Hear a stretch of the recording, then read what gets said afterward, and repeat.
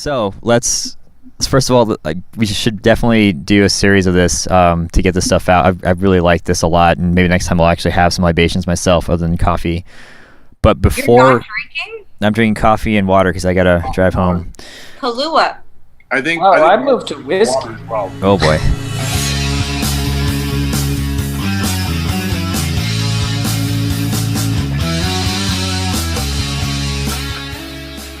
Hello, everyone, and welcome to part 2 of the OG West Coast panel. I know I mentioned previously that I don't really care about how long episodes go and that they will go as long as they have to. But due to the amount of editing that was needed for the 3.45 hours that we recorded that night, I did have to actually chop it off. And I'm sorry about that. Definitely not trying to build up hype, but that's just what happened. So in this segment, we're going to pick up where we left off, and yeah, we'll just see how it goes. So here we go. Before we deter from 2005 to 2007, Serge, was there anything that you wanted to throw into the mix? Because I would look to you for helping bring the California invasion to Arizona because of that faithful day when you guys came down to play in the Dodgeball Tour Stop 2006 as 619. No, I mean, I would say that at the end of the day, it was the first NDL tournament that provided the framework for us to experience what competitive dodgeball is on a national scale, and that's, of course, where we met you guys. And then we did that tour stop, which I think it wasn't in Phoenix, it was in Tucson, right? It was in Tucson, Blade World. Yeah, it was Blade World. So we went down there. We got a chance to reconvene with you guys and touch base and play, and that was a great tournament. I think must have been over 10 teams there, and all of them pretty competitive. And so that was the essential link that I think was established between San Diego and Arizona.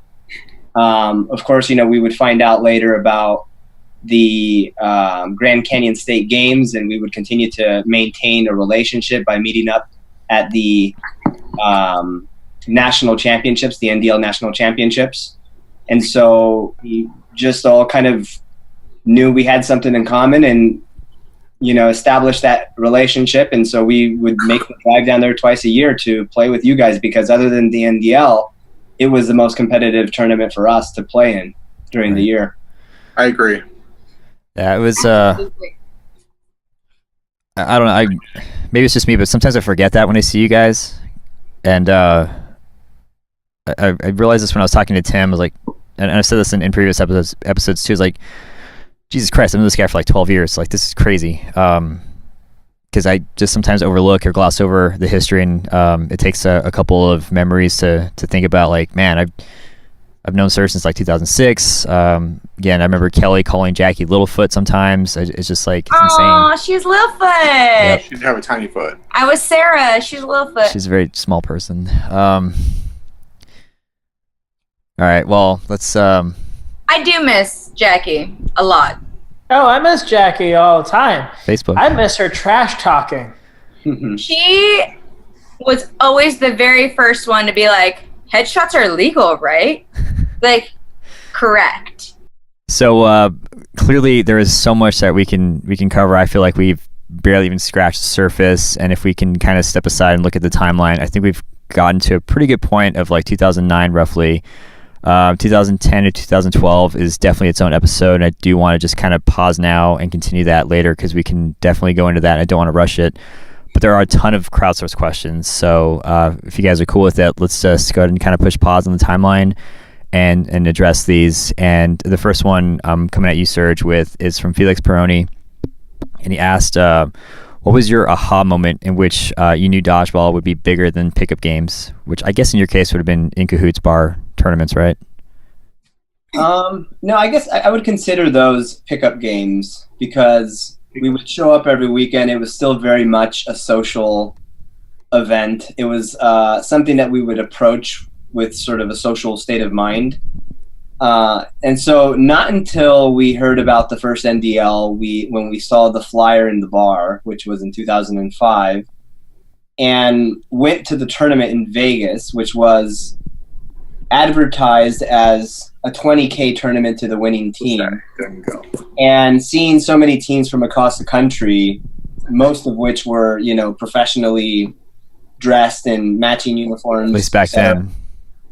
Did I realize that it was, okay, this could potentially be something bigger. And so we came back to San Diego and decided to take it more seriously, begin things like practicing on the weekends and approaching the Incahoot scene with a higher level of seriousness. So that was the aha moment for me, is seeing it on a national scope and knowing that there are other people doing the same thing elsewhere and meeting in one place to compete for a lot of money.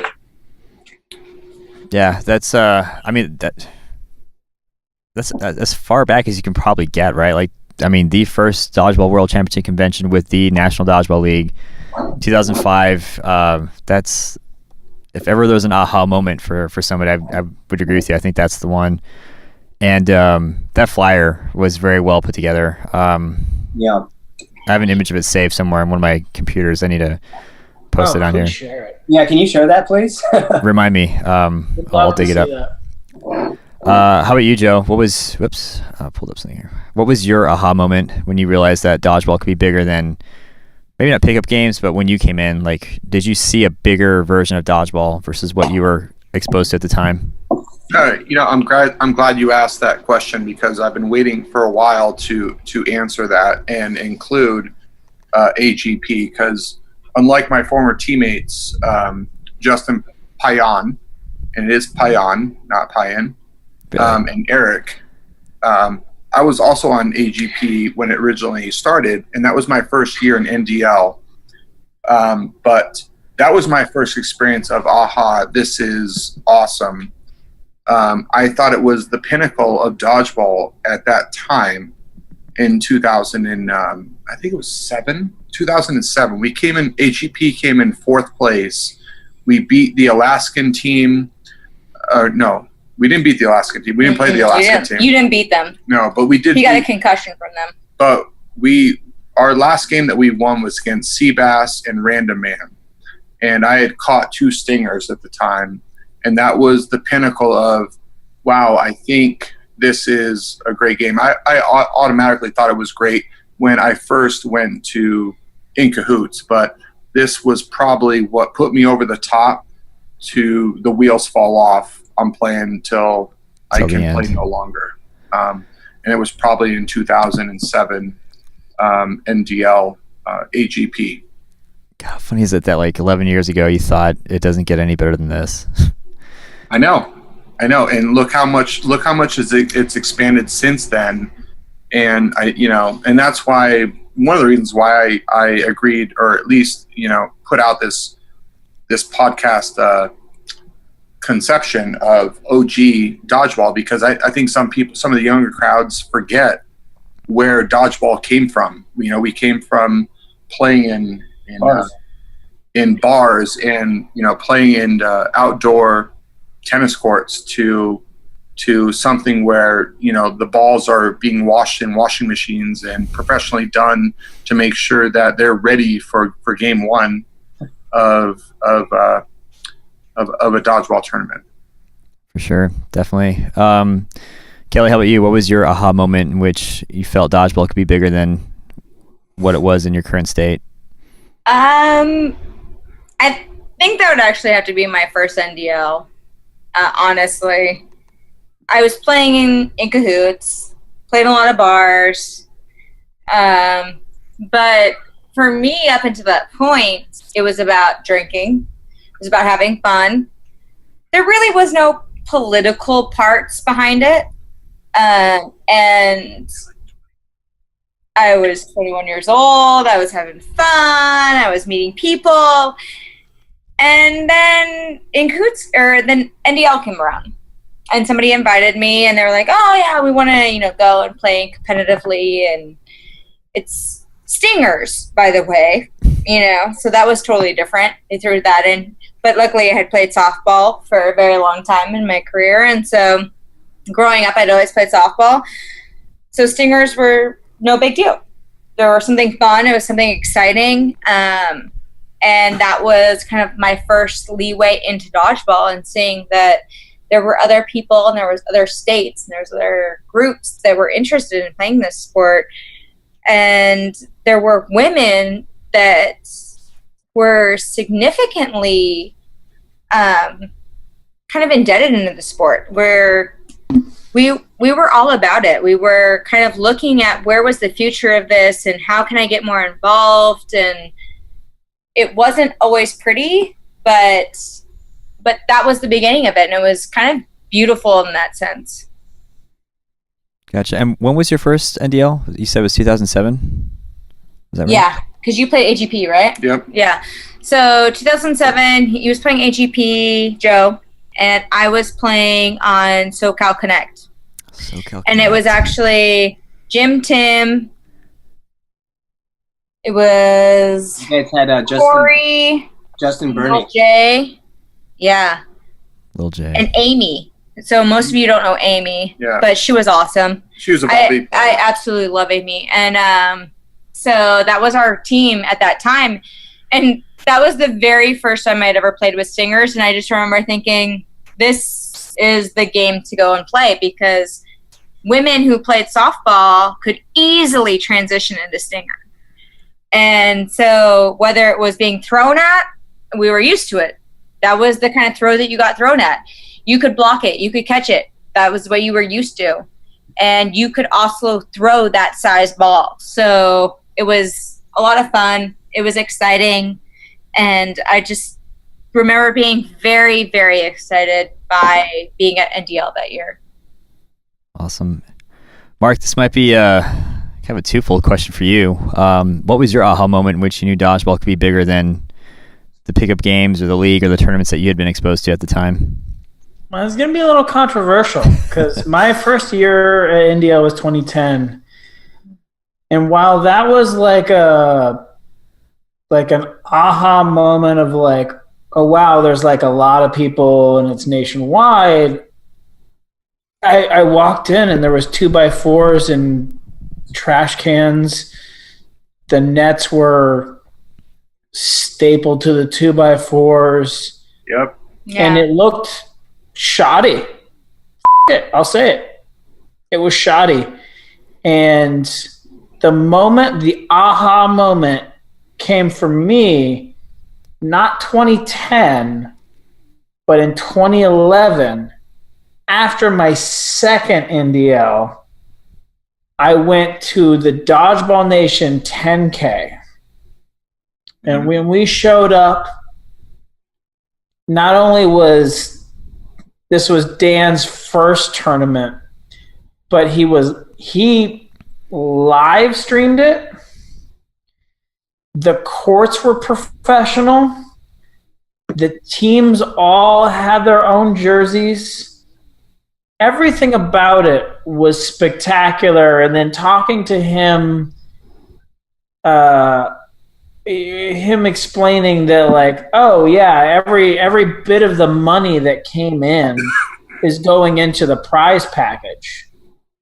And it was like, so this isn't even for himself. This was for the sport itself. That's when I said, this is what the sport needs. God, I hope there is someone in America who will do this.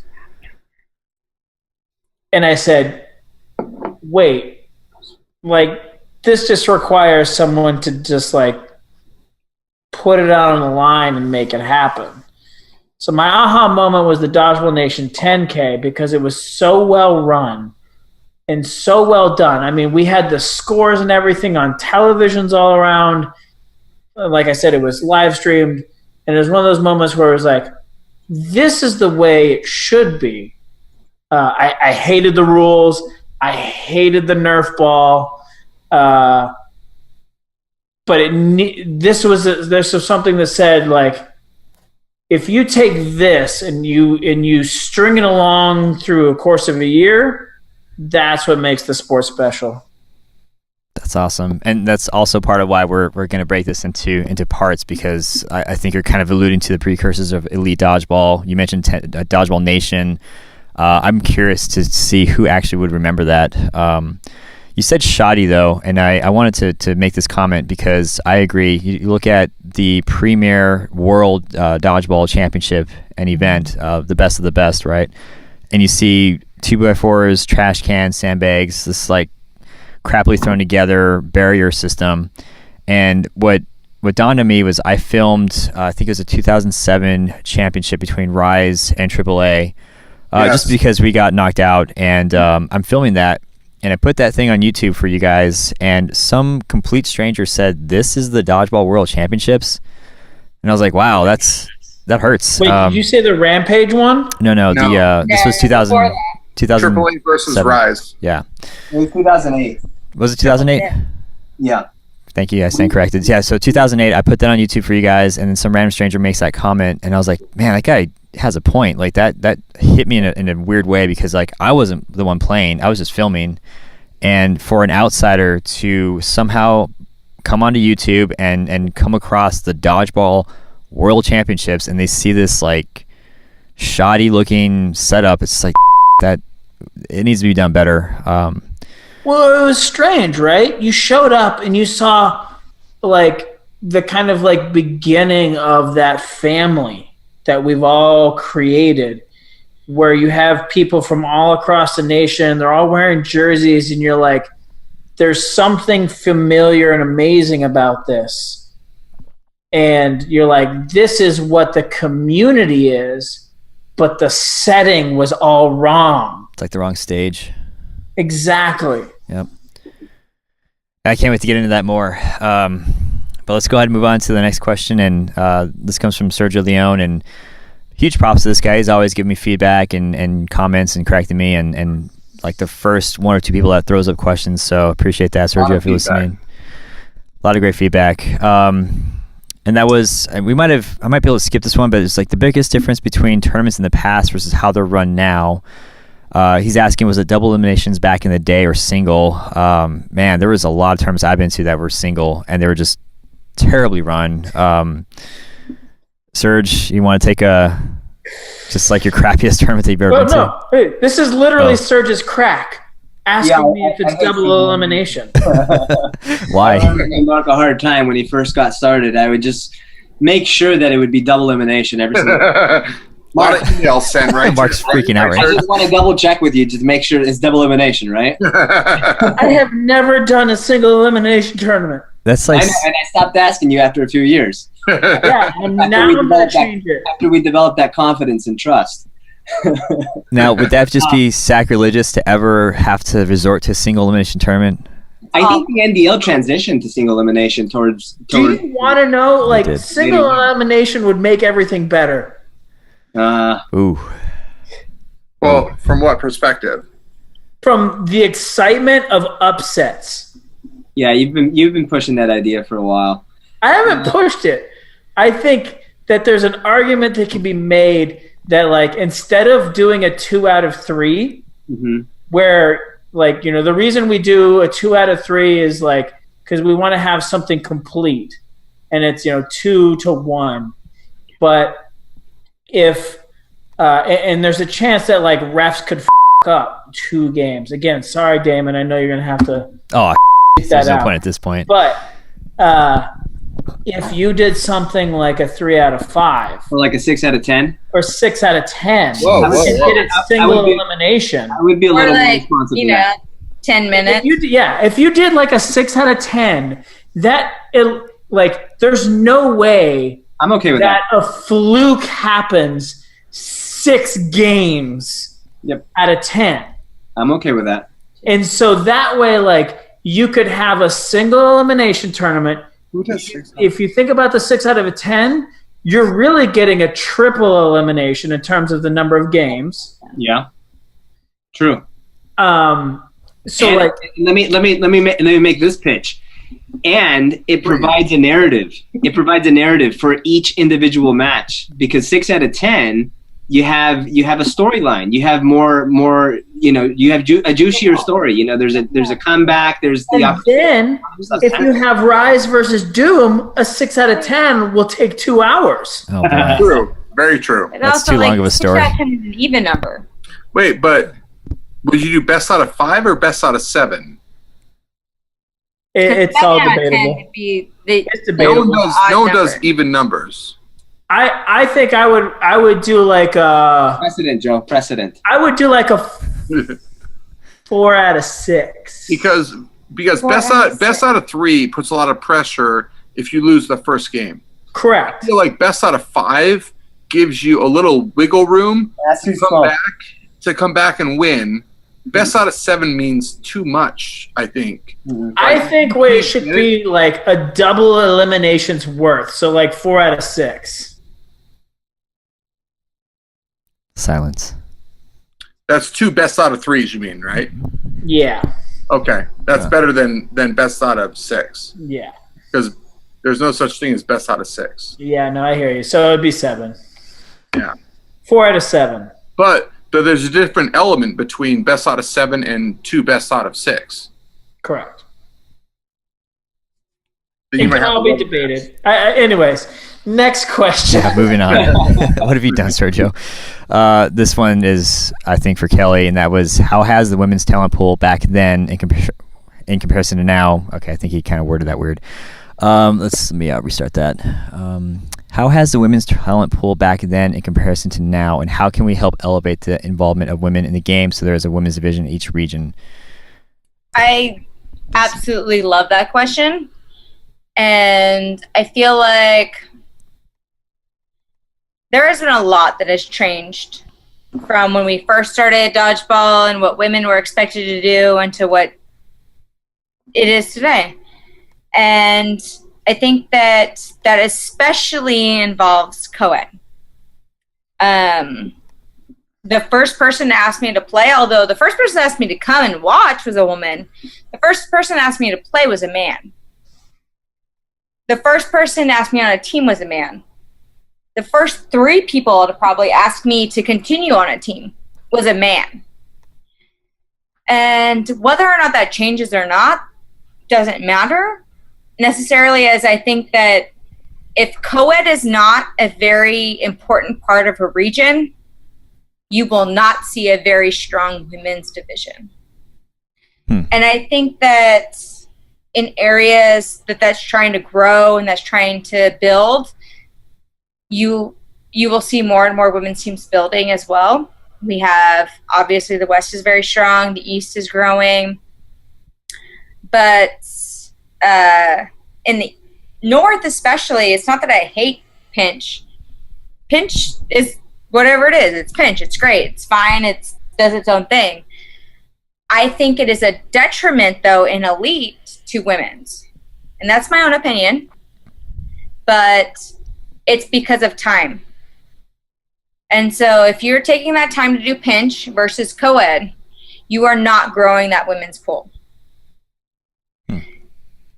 I personally have seen that most women who have become competitive have been built into competitive dodgeball due to co-ed.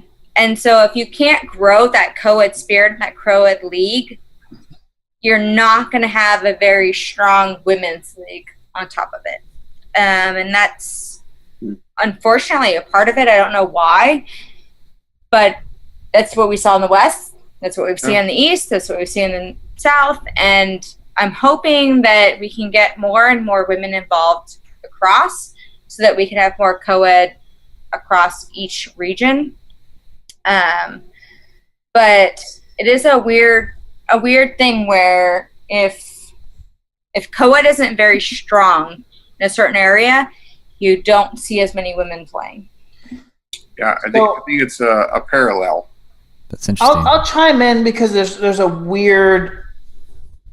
We had a unique experience this year because at the end of last year after Boston, Marie from the South made a post about whatever you need to make women happen in the South, let's make it happen. And so at the time, what do we have? We have women's in the West. We have women's in the East. The women's in the East was shaky at best. Because we had co-ed, but we didn't have like true women's in the East. And so the South was begging for it. And the problem, the South has always been the shakiest region because there's still, the South now is what the West was in 2011, where everybody's just trying to figure out what team they belong on, who they fit with, even gameplay style, they're getting there. And that could be something that we get into another podcast in terms of like play levels. Women's in the North is non-existent because we have Tanya, we have Ashley, we have Kat, 3 fantastic women's players that could belong anywhere. Outside of those, and Sam from Ohio, there's a lack of women in the North. And so what happens is we have women from the West traveling to the North to play, and then we have the crossing of players. And then sometimes those West women were on, or sorry, the North women were on West Coast teams. So when we got the South started, we had to try and make it specifically like for South women. Please don't, like, we didn't want West women to come and smash something that we're just starting to grow. Right. And same with the East, where we were like, just please respect the East so that they can get started. And so East got started, and we got like 6 strong teams. In the South, like, God love them, they really pulled everybody up from the rec leagues from New Orleans and Dallas and San Antonio, and that's gotten better. I truly want to see North form a full women's league. We got the North round 3 women started. We've got I think we have 4 teams of 4v4. And I said, hell or high water, even if we have 2 teams, I'll make sure we have a women's division. I want to see women's grow for sure. And this will be controversial saying it right now, but if co-ed needs to happen at the cost of pinch, it needs to happen. Wow. Joe, looked like you wanted to say something. Chime in. Sorry, Joe. Yeah, I just want to add to that. So my own experience through the years in the co-ed division, because it is a new division from when I first experienced dodgeball, and I wasn't really sure how it was going to happen and how it would affect the team. And the team that I was on at that moment was Rise. Over the years, what I did acknowledge was the girls have the most impact on a co-ed team than any other division that I've ever played on. So I played on Rise, I played on an Echo, and in both of those scenarios, I feel like we've always had the best girls, which made a difference, because I feel like any co-ed team can come up with the 4 best male players on a team, but I think it's the 2 female players who make the true difference on a team, and that's real life, because if you look at Echo's timeline, we've won 3 national championships in Elite since our beginning in 2014. With Kate Gong, we've had Nicole Chasen. We've had Kelly came in for a year and played with us. So we've had Stephanie Baxter, who, by the way, this year was our true champion in the nationals, because she shagged literally every single ball that made our team win both divisions and co-ed. So I really think that co-ed it's its own dynamic in a way in dodgeball, and the way it separates true champions from great teams is who the women are on your team and how you use them. So that's my biggest takeaway from not only this year, but from past years. I would echo everything Joe has said. I mean, our team as well has won 3 championships in co-ed, and I just don't see us having done any of that without the women. They have bailed us out so many times, and strategically, it's just they're so important in working into the system. And so I'm on board. I mean, it's a super important division. It has its own dynamic, as Joe mentioned. So there's a bit of a consensus then that what Kelly was saying, if we want to see women's grow, emphasize co-ed more. Kelly? Yeah, and on top of that, I think that, you know, I take for granted sometimes that I am a very strong personality, and so whatever team I play on, I kind of expect to be listened to in a sense, or like understood. But that's not always the case. And I think that in women's, for co-ed, we need to understand a dynamic that there are different women that will expect different positions on each team. And we need to kind of understand that. We need to celebrate that. We need to, celebrate that in a way that makes it okay. I've always been a woman who has been totally fine being a catcher and, being part of that part of the team. And that's because that's where I thrive. I'm a great catcher. Awesome. Okay. There are women out there that are great throwers in 8.5, and that's where they need to be celebrated. And it shouldn't be that women are one or the other, and we need to understand that within co-ed. And I think that that's kind of where we're going in that sense, and where we need to celebrate the spirit of the different genders within dodgeball. And I think the great thing about dodgeball is we have that opportunity right now. It's not a sport that's already been decided upon. It's a sport that is still growing, and we can make those decisions right now. And if we don't, they will be made for us. And so that's why I definitely celebrate, and I will always back the equal co-ed. So where it's 3 girls, 3 guys, 4 girls, 4 guys, whatever it is. Because I know there's enough women out there to equally represent the men that are on the court. We just need to actually bring them into dodgeball. And that may be a hard point in some areas, but I know we can do it. I absolutely know we can.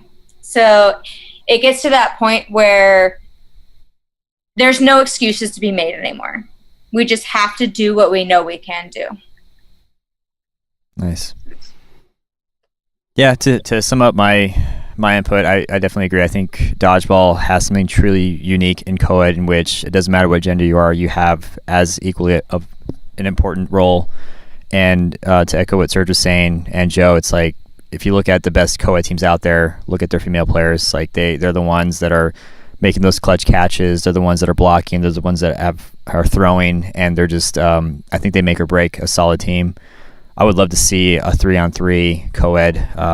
Don't know what kind of worms or can of worms I'll open up with that comment, but I'll just leave it at that, because I know that's probably something that will be up for discussion or debate in future threads and episodes. But just give us time marks so we can make preparations on our teams. Yeah, just advance notice. I don't give a fuck about dodgeball right now. Make it work. No brain power on changing elite just yet. But want to go into another question of Sergio's, and that was, what was the moment each of you fell in love with the game? So we talked about like that moment when you realized there could be so much more than that current state that you were in. But when did you truly fall in love with dodgeball? This is one of my favorite questions to ask people.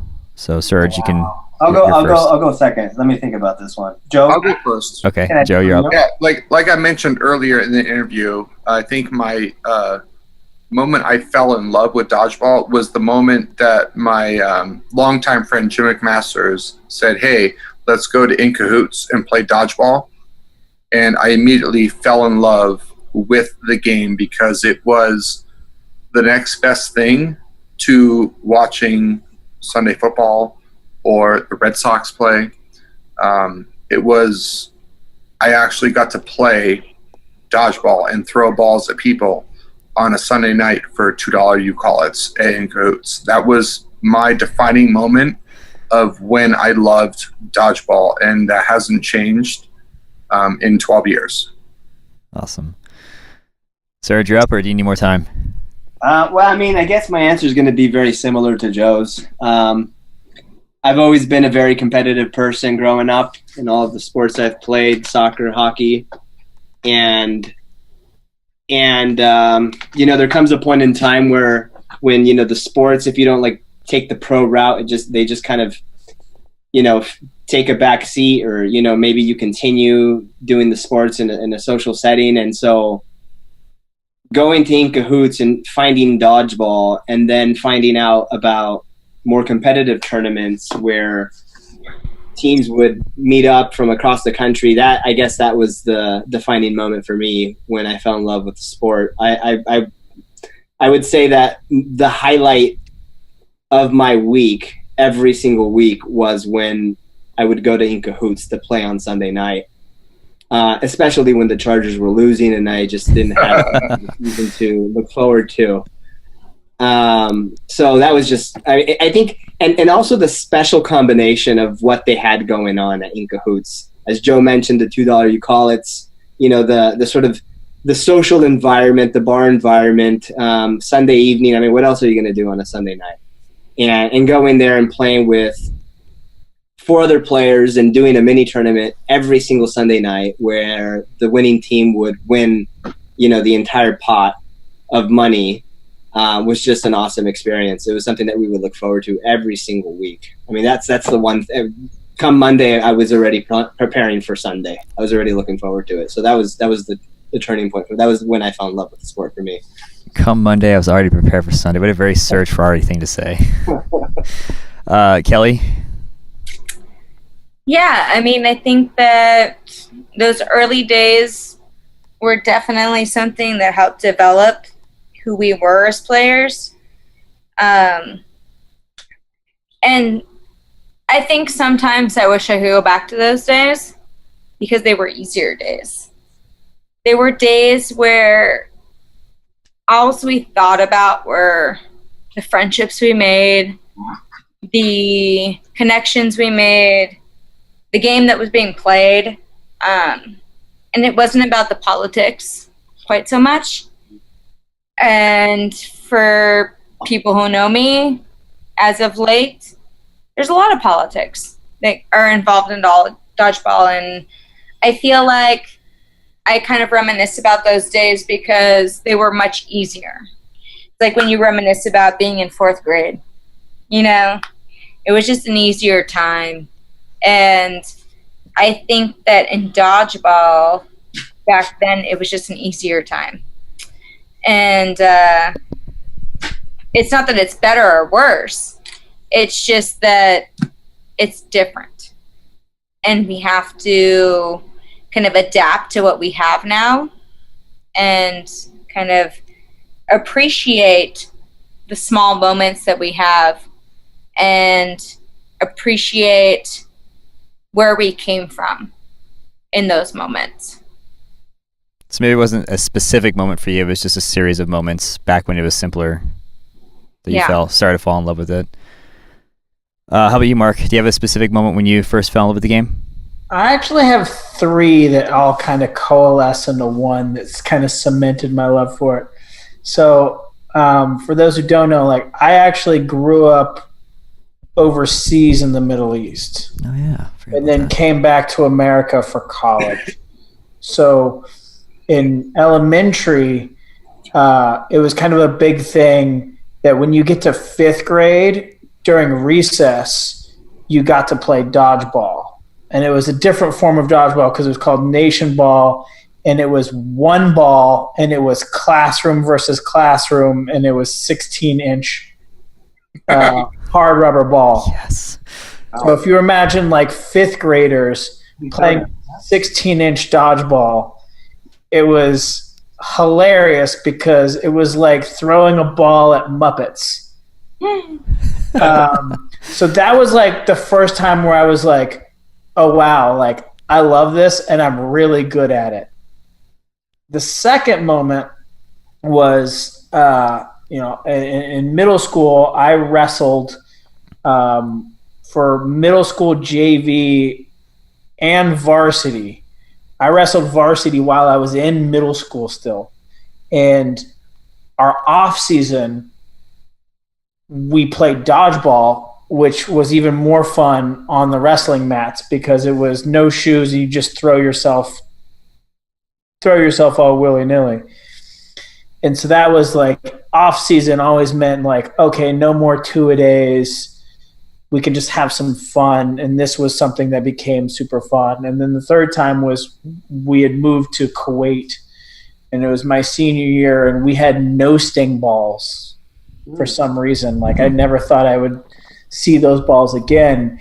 And I remember the first time having a needle and deflating it and realizing that I could pinch one of these, not knowing that that's what a pinch was at the time, but realizing that if I just roll my fingers around this, I could use it like a slingshot and hit people.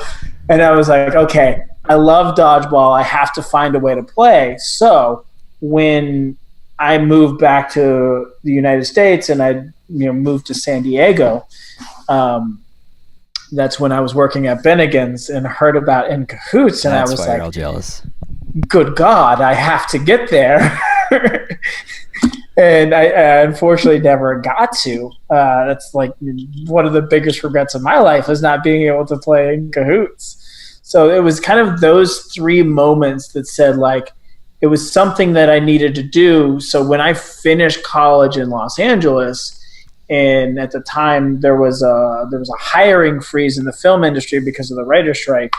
You could only send so many resumes a day, and I remember just trying to figure out like what to do with myself as I was unemployed, and I was like, dodgeball, and found out that there was a league 2 blocks from my house. And was that? So that was WDS's Sunday open gyms where they had Nice. pinch 8.5. I was gonna ask if that was World Dodgeball Society, or I was gonna ask if it was Lads at the time, but It was LA Dodgeball Society at the time. awesome. It seems like you were like just predestined for dodgeball, man. All those little like random checkpoints in life. But thinking 2009 and previous, what was Serge? If you can, we'll start with you. What was the favorite tournament that you participated during that era? Before 2009? Including, so I guess before 2010. So include 2009. I would say the first year I played at the NDL, but with Rise, which was 2007. We didn't win that year, but it was the first year where we felt like, we had a real good team chemistry. We had been practicing all year, prepping for the tournament. And we even went out and got ourselves some pretty nifty jerseys. And we made it all the way through the tournament and ended up getting second place, losing to this really good team from Alaska. They had this guy who was notorious for throwing so hard. I don't know if it was. Well, they were all minor league pitchers, no? I think they were all minor league pitchers, but there was one guy in particular who they would rep the He's a entire monster. state. Where were they from? Ohio State. No. I'm thinking of the Alaska guys. Yeah, the pitcher from Ohio State played on Alaska. Oh, jeez, that explains a lot. Yeah, he threw fire, especially with the stingers. Wasn't he the guy that knocked out Justin or no? Yeah, he knocked out everyone that year. Okay. I remember telling everyone on my team, look, this guy's a pitcher. He's going to throw out your knee. So all you have to do is jump and do the splits. And everyone would look at me with the fear of God in their eyes. Yeah. Like, no, there's no way I'm going to do that. Even though I know I have to do that, I'm not going to do that just because in the event he goes a little high, then you're going to regret that move. Oh yeah. But it was really cool because we made it really far through the tournament, and even though we didn't end up winning, it was a team that really gave us a run for our money and had, you know, these incredible throwers on their squad, and so it gave us an idea of what we had to do to come back the following year and win the tournament. So this was the first 2000. DWC 2007? No, it was my third DWC. 2005, I went with a team called SD Regulators. 2006, it was 619. And then 2007 was the first year Rise was formed, and we got second place, losing to this Alaska team. But that was your favorite. That was my favorite tournament. Yeah. Gotcha. So, how about you, Joe? Let me just ask you a question. So the following year in 2008, what team changes did you make in order to win your first NDL national championship? Well, Joe, I mean, you can answer this question. Would you like to? Can I bounce it back to you? Yeah, I mean, I'd love to. I'll chime in here. Sure. So, ironically, I played AGP, right? Everyone know, and we got. I believe we got fourth place, but Jim and Anthony were a big proponent of really telling Rise, hey, we should pick up this guy. His name is Joe. A.K.A. Hotchkiss? Hotchkiss wasn't involved at that point, but it was pretty much in the making of Hotchkiss. But we'll just call it as Joe at this point. But no, I had the opportunity to join Rise in 2008. And I think, in all fairness, Serge, I think the team Rise itself really got its true identity in 2008 when you guys already lost in 2007, and it was like, what do we do to never feel that again? And not that I was the person who did that, who joined, but I think it was the mechanism that made you guys as Rise train every single week. Right? I mean, if I remember, it was every single week you guys trained after losing in 2007, and I just happened to be part of that. I think a key thing here is that the guy that we had taken before Joe, his nickname was Freaky Jason. He had moved away from San Diego, and so he hadn't been playing dodgeball for like over a year when we gave him a call and said, hey, can you come to the Nationals with us and play? And when Joe came on, we truly had a squad of 6 players, all stationed in San Diego, all practicing every single week. So yes, I would agree with that. That was a major turning point. And I really think that was the turning point in the team where it was like, you know what, we're no longer just a Sunday team. We're a dodgeball team, where we took everything very serious, where every tournament we played in, it was the true Rise experience. Like, we didn't smile in pictures. It was the true brutality of Rise. That's when the brand started to show itself. Yeah, that's probably right. Nice. So I guess, would 2008 DWC be your favorite tournament, Joe, or do you have a different one? No, it was my favorite because we had the opportunity to play Alaska, but they lost because their pitcher from Ohio State actually sat out all of round robin, and unfortunately, SoCal Connect actually beat them before they could get to Rise in the championship game, and we played AAA, where, Serge, if you remember, against AAA, the entire crowd was chanting AAA. Yeah.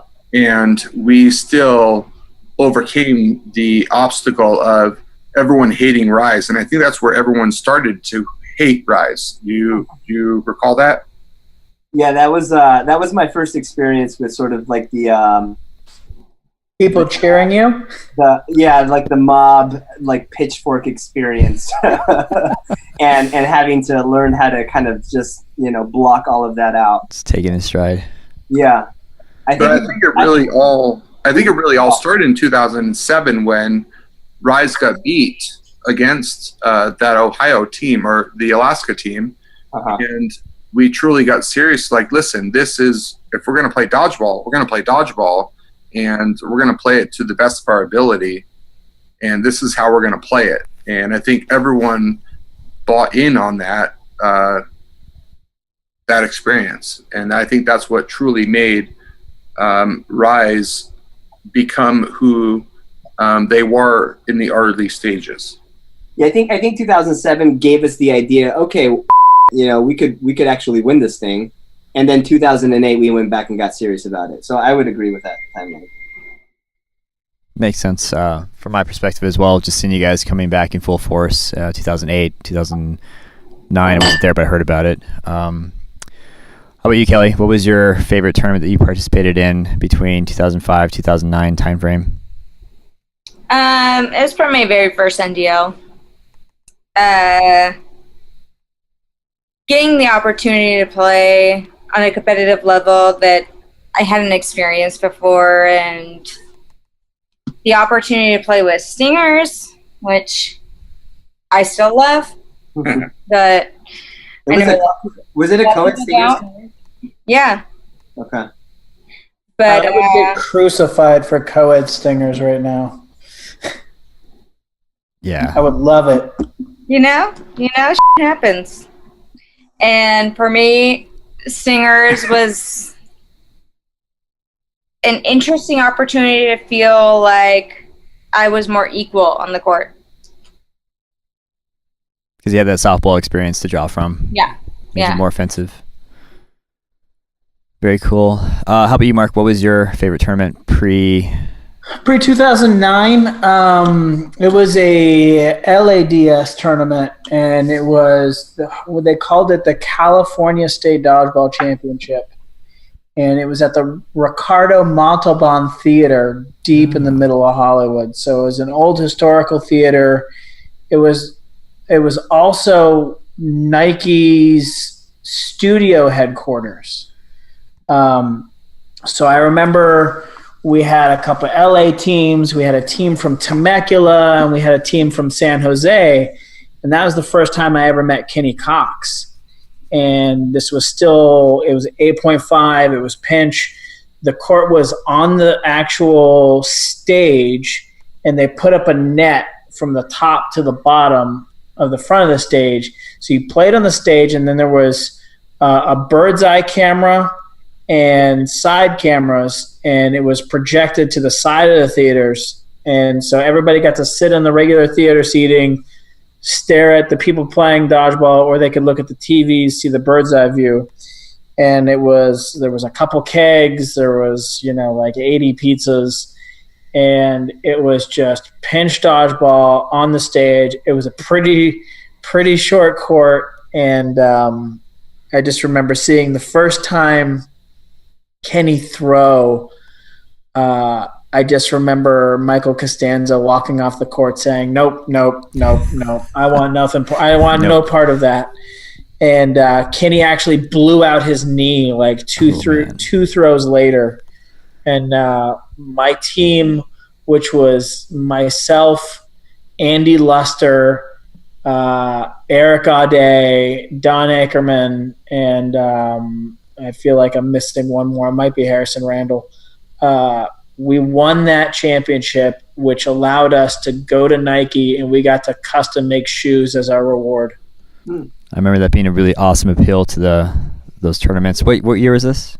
So 2009. Okay, so I played in 2008, and that's when I realized alcohol and dodgeball tournaments, never again. What? It was awesome. Not for me.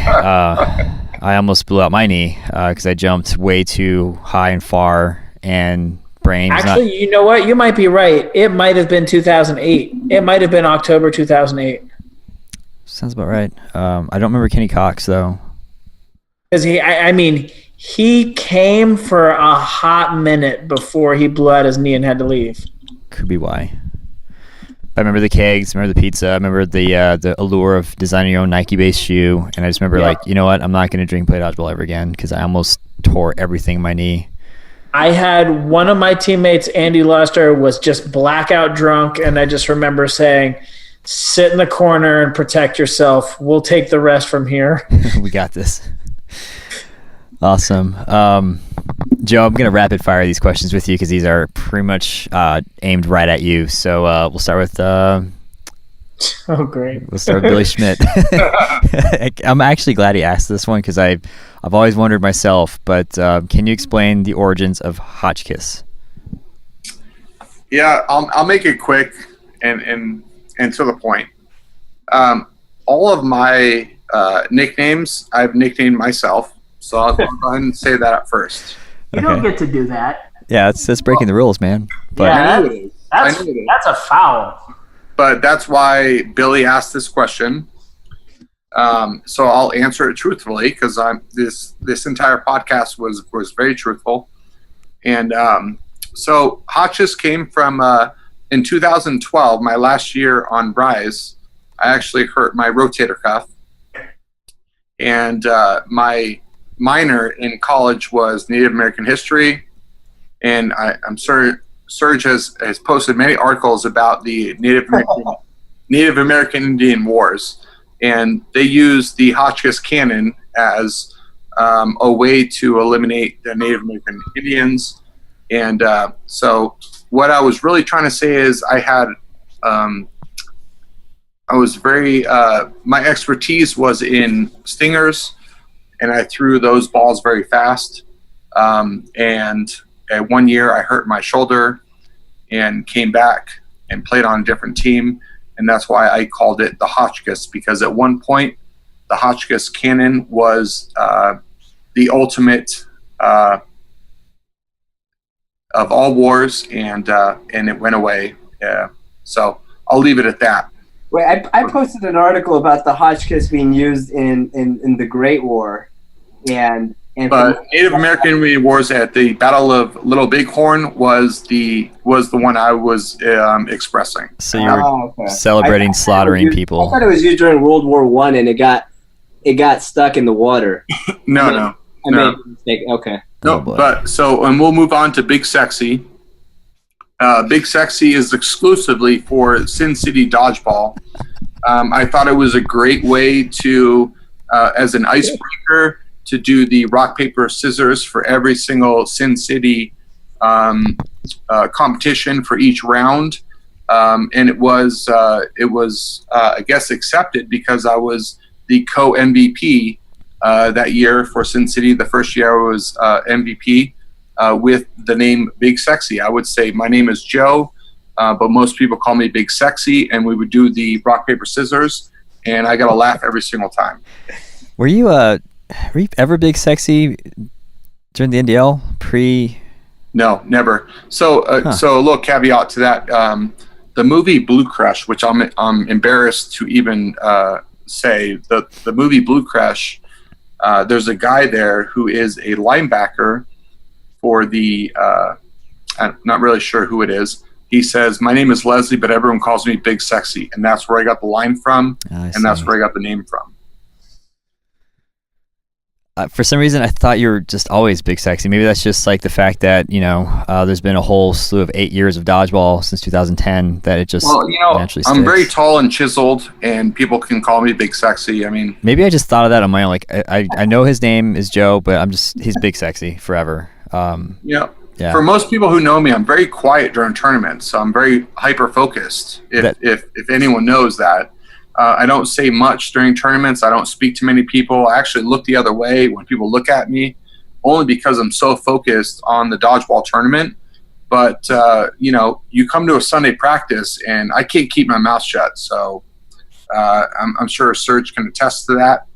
I try to get the best out of every single player each week that I play Sunday dodgeball. If that makes it so that people throw at my face, so be it. Very true. I think that silence and that concentration just adds to the big sexiness there. Yeah. So the other one, the closer, where'd that come from? Closer actually came from Sunday Dodgeball. For some reason, I like to talk a lot of trash during Sunday Dodgeball.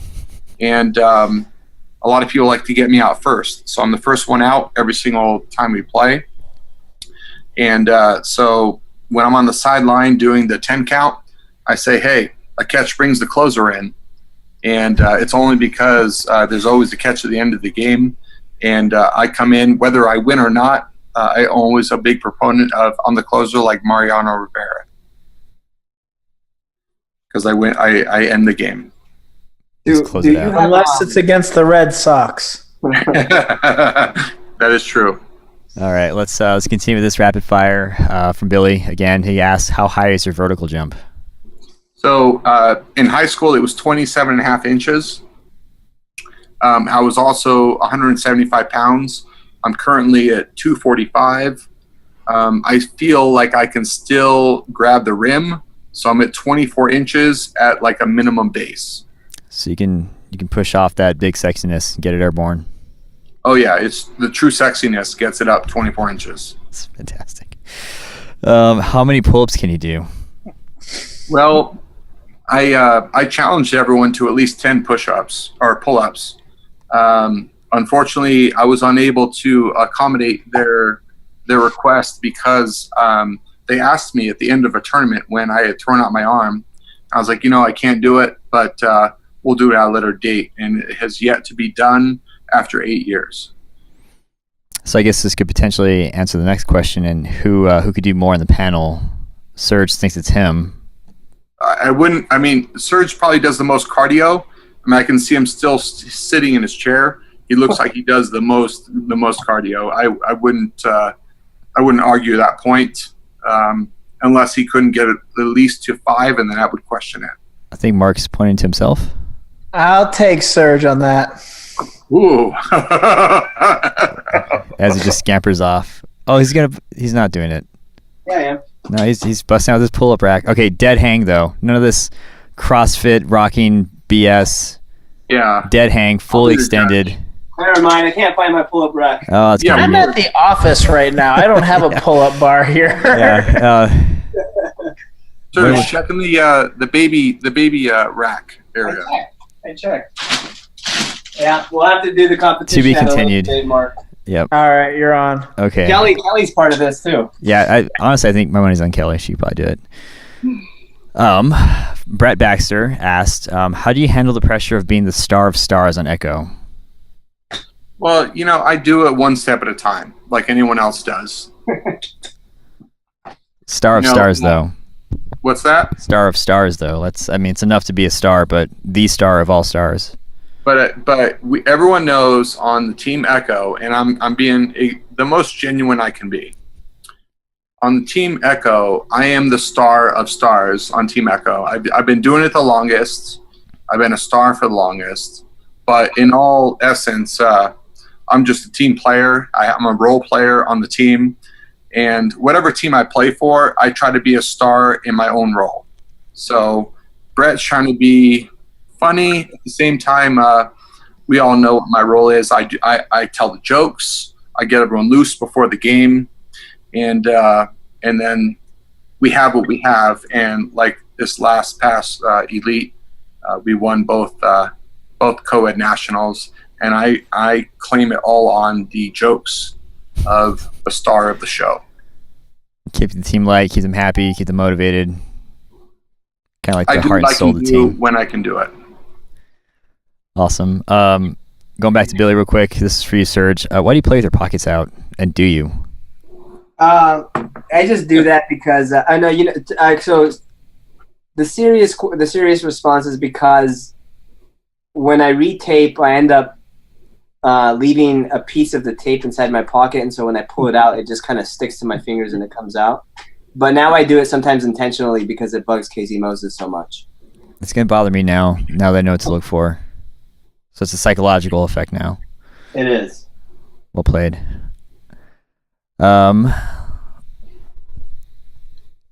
Based on what we've talked about, I feel like we don't need to elaborate on this one. But Felix Peroni asked a really good question, and that is, and we can keep this with you, Serge. You can kick this one off, and that is, do you miss the NDL days? Be honest. Think past any personal feelings toward personnel. Wait, I'm trying to read the question. Where is it, Steve? It's do you miss the NDL days? Okay. And then parentheses, he says, be honest, think past any personal feelings toward personal. So I guess objectively, maybe? No, the answer is no. We have something that's significantly better. The product is significantly better. What Mark and everyone else at the Elite has been able to do has just been immensely better than what the NDL had. Granted, the NDL was really good for its time. But like with, everything else, there's evolution and there's change and there's progress. And I think where we are now is just light years beyond where we were then. And so to that extent, as such, I would say that no, I don't really miss the NDL days, because it was essentially the Elite of the old. It was, it was what we have now, but in sort of, in a time past. And so it was good for that time, but now we have something that's significantly better, and I don't really miss it at all. Nice. How about you, Joe? I couldn't agree more with what Serge said. At the time, it was the greatest thing that we had available. But currently, if I had to compare the two, they wouldn't be comparable. It would be more of apples and oranges. So it wouldn't be a fair assessment. I think what we have now is what we need to have moving forward. Gotcha. Kelly, how about you? Do you miss the NDL days? No, absolutely not. I think that we've made big strides in women's dodgeball moving forward, and we're only going to make bigger strides from here on out. Dang. Mark, do you miss the NDL days? Can I be controversial? Oh, boy. Do it. I miss not having the responsibility. That's not controversial. Like I said earlier, I enjoyed being the trash talking who got to go eat dinner with I used to be able to eat dinner with my team. I used to be able to go drink and use the hot tub after.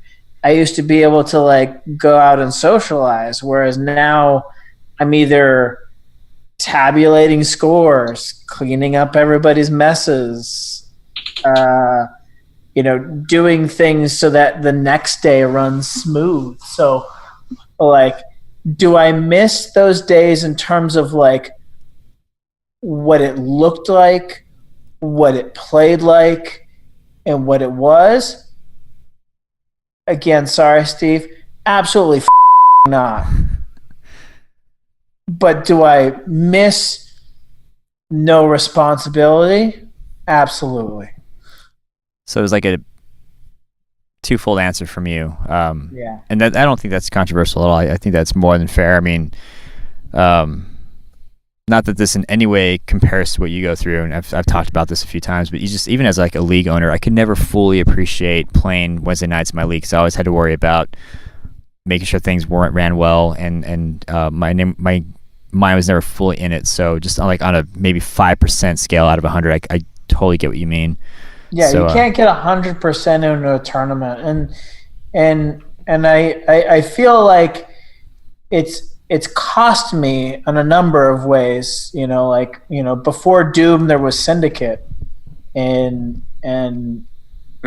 I could never 100% be on the court.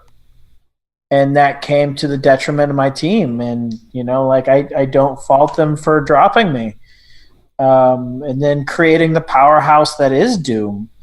And then, I've gone through multiple iterations of Riot. And, that's been something that's been brought up every year in every tournament of how can you be focused here instead of thinking about oh, there's a fight over on court 3, you've got to go put that fire out. Yeah. This year's been better. The one thing that's nice is I have someone like Jake who will come and, run that tournament for me. But I'll be honest, I don't think I have that anymore. Yeah. After Nationals, I don't think he'll ever do that for me again. Well, hopefully some time has passed. I mean, that was a week ago when the when we recorded that conversation. By the time this airs, it'll be a week after the fact, so maybe. But yeah, it's. I think honestly, the way I'm reading the tea leaves right now and conversations that have been had, preliminary conversations, I wouldn't blame them. Yeah, it's a lot. I'm curious to see what the tone will be after people have actually had a chance to listen to the 2.5 hours, if they did. But I'm curious to see how it's going to play out. I've had one message. Two messages since the podcast came out. Oh boy, I'll talk about those offline. I'm curious. This question, maybe you guys can chime in, but I'm going to go ahead and just kind of take the helm. This is from Rob Hometown. So speaking of OGs, definitely need to have him on one of these at some point, or just reach out to some of the other regions that are out there. But he actually states, all of you are in a category of OGs. Some are legends and have their fingerprint on the growth of the sport. Appreciate all you've done and currently do. Where are the future teams? Seems that all the champs are all in that OG category. When will a new team top? And when, or if they do, what will it take? What do Rise, Beavers, Doom, etc. have that others don't, other than experience? Was it your early start in former leagues tourneys that gave you a leg up? Your confidence and reputation? I see new teams being formed and experienced players forming new teams, but when will we see a new team on top, and what will it take? Cheers. And off the top to the that was probably one of the biggest changes in terms of like UDC toppling Doom. But he mentions experience, early starts. We talk about like the good old glory days that gave us that confidence and reputation, but what I think the biggest thing is just consistency and playing with the same roster as much as you can, practicing. I don't feel like it's something that's just beholden to the OGs, if that makes sense. Well, you're right. And so like I like what's funny is like I've been waiting for this forever, is because there's a certain section or a certain organization, if you will, that has been saying like there's been no growth. It's just the same people. And look at how many people have like the growth of Elite every year. That's not the same people coming and magically forming new teams. No, we have new teams coming in. Our very first Elite, we had 8 teams. And now we've had as many as 23 in the West this year. And that's from UDC, kids saying, oh, I see these West Coast teams, I want to take it to the next level. And that's coming from rec leagues of those kids coming in and taking it to the next level. And in terms of growth, it's already there. Like if you're not seeing it, you're being completely blind to what's going on. Because right now you have 32 college teams. When you go to college, you look for something that you can, like a group that you can join. So when you're a freshman looking for something that's right for you, and you're not you weren't recruited for something, and you say, Dodgeball seems fun. What ends up happening is you have these freshmen become sophomores, become juniors, become seniors. And when they finish their senior year of playing the NCDA, you know what they do? They look to Elite and they come play. Look at just the North. And we've had, Dynasty was Grand Valley. And also from Grand Valley is Kraken. Because Dynasty is the second generation coming out of Grand Valley. Kraken's the first generation. Wow. And then you think about like Ohio State. Oh, look, that's you got Gamecocks coming out of Kent State, and you have Corruption coming out of DePaul. We have so many teams. Like what's funny is the North, I feel, is growing by 30% every year, because every year you have seniors graduating and needing to fill this hole in their life post-college dodgeball. And it's bananas when people say, oh, who's the next team? They've been right in front of your face. It's just about who's the next champion. That's dependent on people putting in the effort and the work. And that's what makes a difference. Doom and Rise put in more effort than anybody else. And for the people who say, oh, no one's ever going to beat them, well, put in the work and then you have a chance. But until then, you need to shut up. Because until you put in the work, you can't expect to win. No one wins in a sport by just showing up. You have to put in the work. You have to practice. You have to build team chemistry. But going back, like we have college, and in the East Coast has grown immensely.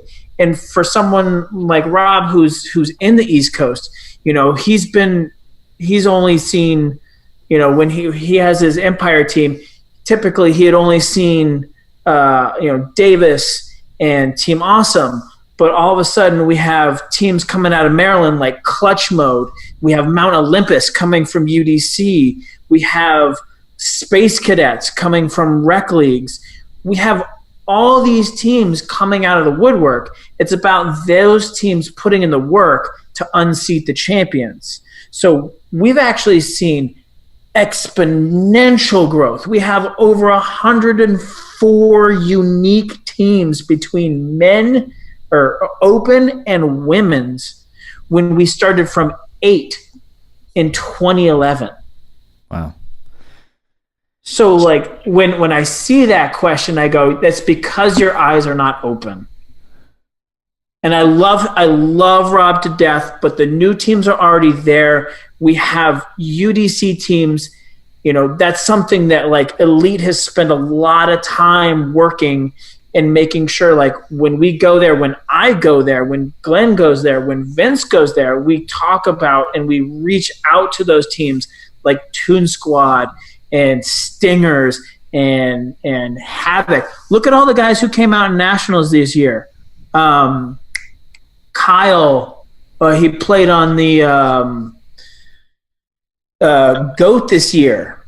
Kyle Sander? Yep. That kid, right? Was an absolute monster, came out of nowhere. And that's because there was one thing that Elite does better than anyone else is we try to bring people in with inclusiveness and bringing in the family. And so we have, and Tuda's a great example of they were trampoline only, and we'd show up, we'd smash them in the face and say, if you really want to get better, you come out to our Wednesdays and start playing some real dodgeball. And they played for the last 2 years now, and look at them. They're at the top of the world in trampoline dodgeball. And they're making a splash too, or a scene, or an impact on the court. More or less. The way, they're getting there. The way I read this question was not so much about where is the growth of the organization. I think that kind of speaks for itself. The way I read it was Rob asking about when are we going to see a new champion? When are we going to see more? When are we going to see different teams at the top? But that's when people put in the work. And that's the thing, is like you guys take it seriously as Rise, and Doom takes it seriously, but it's the other, like you have a Sunday practice every Sunday afternoon, right? Yeah, we have a practice in San Diego for 4.5 hours. 4.5 hours of practice. All right. That right there is what they say you need 30 minutes of exercise a week. You're doing 4 days worth of exercise as a team together. There's not another team in America that is putting in that work. So your championship is 100% justified. I think in addition to putting in the work, we have a lot of new talent that you've already spoke of. That kid on GOAT. Yeah, Kyle Sanders. Phenomenal player. There are some new Bush players that are phenomenal as well. Tuda. And so I think, with time, I think it is, in addition to hard work, it's a question of time and experience, and it's bound to happen. It's going to happen. These kids are hungry. These newer teams are hungry. They're watching film, and I feel like at least from what I see, there are a lot of people who are taking the sport a lot more serious. And so I wouldn't be surprised if we see things get shooken up in the near future. The status quo can't stay. People are hungry. People want a change. I think we started to see that shakeup already at nationals. As you said, I mean, Space Cadets taking fourth, outsiders coming out of the South and representing that region, taking, I believe, seventh. And I'm wondering if maybe Rob meant like, who do we think are the rising stars? Maybe it's a bit more inferred, but I agree with Mark. I think the champions that he's speaking of, they're there already. It's just a matter of time. Yeah, I mean, we're going to try to prevent that as much as possible. Oh yeah, I mean, definitely don't just give it to them. Oh yeah, I love to keep the youngins down and put them in their place. Yeah. It's like I would be more than happy to continue that streak. Yeah. Well, speaking of OGs, team stacking up, Alan Thomas asks, I think this is a hilarious but awesome question. That is Dodgeball comparable across generations? How do teams now stack up? Would Doom in its current form have been as dominant as they are now in that era? I say it would be a slaughter. Doom would kill anybody back then. If Doom or Rise played a version of themselves in like 2008, it would be an absolute slaughter. And that's something that we could talk about in another podcast. There was an evolution in 2011 with the level of play, and an evolution in 2014, which took another level. What we were doing back in 2010 and before that was near Neanderthal level. We would get smoked, and I'm talking the difference between 10 to 15 miles per hour throws. Because the level of like and I feel like nobody really looks at this. Go back and look at old videos, and you would look at those throws and say, "Oh my God, I would gobble that up." Oh, that's not hard at all. That had no movement. That was straight down the pipe. There was no grip on that ball. It's gross. That's why I say it's a hilarious question, because, and me and Serge have exchanged footage in the past. I'm like, dude, remember when we thought we were like hot back in 2006? Look at us then.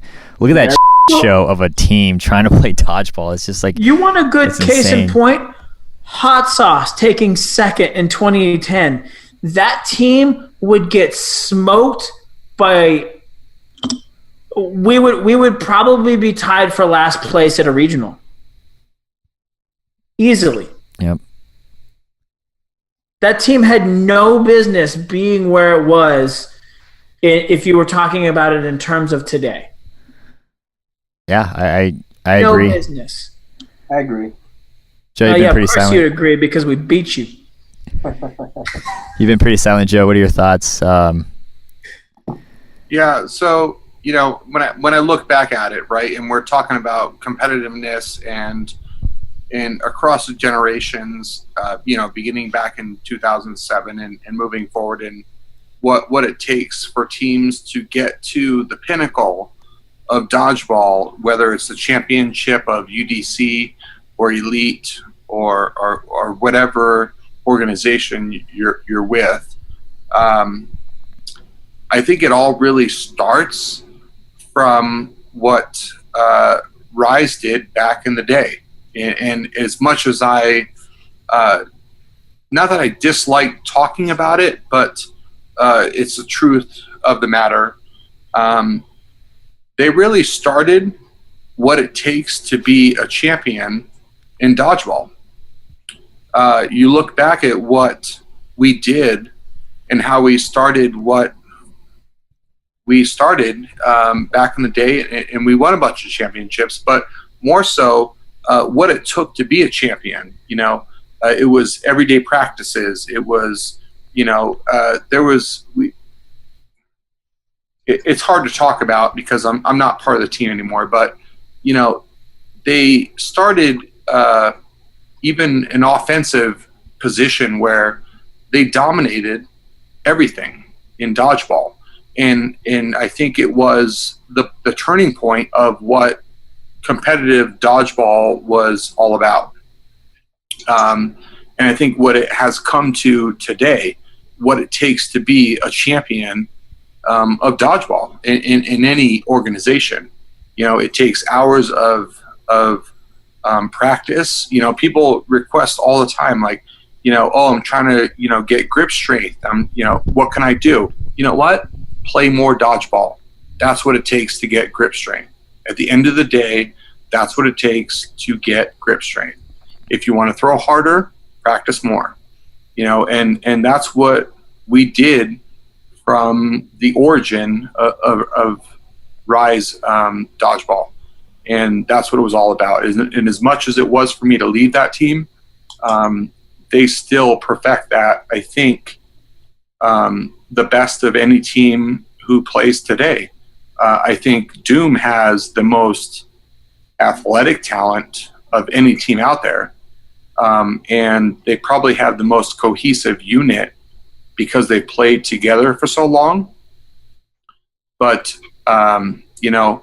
it all depends on how you formulate that end result of what do you want at the end of the day and what works best for your team.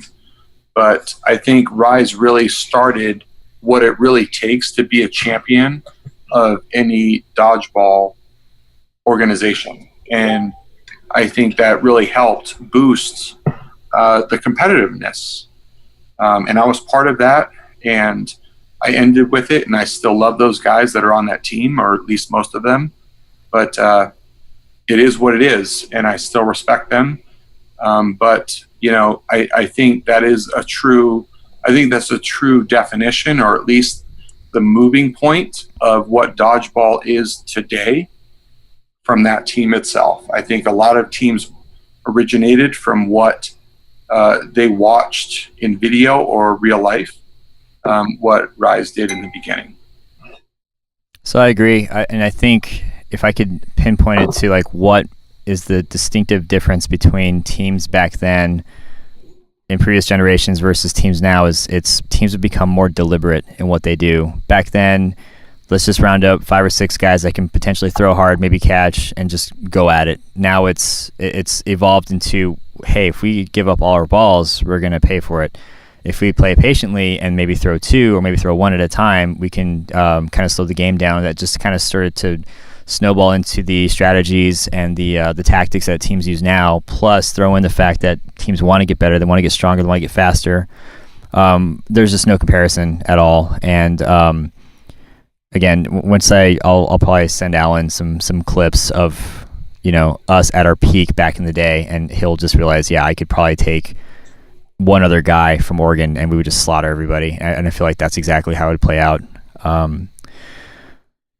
Couple questions. I'm moving to the next part just because of time, but there is one more that I did want to kind of end this off of, and that is Chad Landrum's question, and that is pre-2009, so I guess including 2009, pre-2010, what was the best overall tournament to play in? We'll start with you, Serge. I mean, I feel like I'm just kind of repeating myself here. Before the Elite, in the United States, the best tournament to play in was the NDL National Championship, the WDC. And that's because, again, it had the most amount of teams. It, involved the highest amount of competition. And for its time, the highest level of professionalism. Of course, we'll get into all of the bad parts about it in the next podcast, but in terms of the good things, I would say that those things I mentioned would merit the NDL as the best tournament to play in pre-Elite, but I guess you could frame it as pre-2010 if you want. That's where it was at for you. Yeah. How about you, Joe? Yeah, I would also say NDL. My first true, I would say, serious competitive was with AGP in 2007, where I got to play with Pyan and Payan and Eric. But you would tell somebody at the time, hey, if you want to see dodgeball at its finest, DWC, NDL, that's where you go. Yeah, to be completely honest, that was the best tournament available at that time. Mark, how about you? No, yeah. say NDL or what was that California State Championship. Gotcha. Kelly, pre-2010, what would you say was the best overall tournament to play in for you? Ooh. Honestly, I would probably say some of the Arizona State games. You took my answer. Yeah, just because they included some of the women's tournaments. There was strictly women's divisions in there, and I don't know, I just had the most fun when we went over to Arizona. Yeah, so if I may inject my opinion, and I agree with you, Kelly. I think at the time the best tournament to play in, for many reasons, I'll try to sum them up as quickly as possible, is the Grand Canyon State Games, because you got to do it twice per year.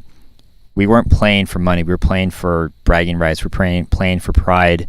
And we had such a great pool from Arizona teams already, California and San Diego. And I feel like we really sharpened our claws against you guys. And there's something just very fierce about that competition that just kept getting better and better up until 2010 that you just wouldn't get with the NDL, because sometimes you get pulled with crappy teams. Sometimes you get pulled with teams that you already play with all the time. So, yes, we're coming to this huge venue where there's 25, 30 teams, but that doesn't necessarily mean you're going to play all of them. You're also not going to play as many games as possible. And for me, I think Grand Canyon State Games is, if you had asked me, and it may sound biased, but that's where the proving ground for competitive teams and players would have been. Yeah. My longest friendships are from the Grand Canyon State Games. That would probably be the most valuable to me if I had to walk away from dodgeball today, would be Grand Canyon State Games. I would agree. I think I made more friends during Grand Canyon State Games than I did during NDL. Yeah. Yeah, I feel like there's that aspect as well. Because we try to kill each other and then go out to bars and have fun afterwards and socialize. Bogies. And Bogies! Or Carlos O'Brien's or something like that. But yeah, it was Grand Canyon State Games for me. That would be my call. But gonna have to possibly break this one up into pieces. Maybe release part 1 on Friday, part 2 on Wednesday, see how it goes. But man, that was fun. We haven't even gotten to 2011. Yeah, we barely scratched the surface. Yeah, I was gonna say we haven't even gotten to like the meat, like the actual controversy and. When you get to the backstabbing, the hard forks and everything, that's gonna be fun. All right, well, I guess before we go on for another hour, we'll just kind of end it there. Well, that was still a lot of fun, and even though I didn't plan to have it be released in parts, gauging from the reaction I received from part 1, it sounded like it was well received, and so I'm already kind of relieved, but I'm curious to see how this portion's going to go, and even more curious to see if people would like for this to continue. I've mentioned previously in other closings that this is something I want to kind of maybe develop another series out of, because there's just like there's so many more OGs out there and people that have just as good, if not better, stories than we do. And the story, again, is not beholden to the West. So if there are other regions out there, other individuals that I should be reaching out to, like Rob Hometown, like Felix Peroni, so like Lucas possibly in the Northwest, let me know. And if you're listening, I'm definitely going to reach out to you on my own anyway. So really hope that this helps portray dodgeball in a different, refreshing, kind of fun light. And I really like what Joseph Coelho's whole intent was behind this, and that's just kind of showing people where we came from and maybe just bringing some gratitude to how far we've come and some new perspective on where we're going and what it's going to take to actually get there. So without further ado, we'll record part 3, where we get into like 2012 to now, I guess, at a later time. But yeah, just let me know what you guys thought of part 2, if we should continue, and we'll go from there. So have a great rest of your week and a great weekend, and we'll see you next time.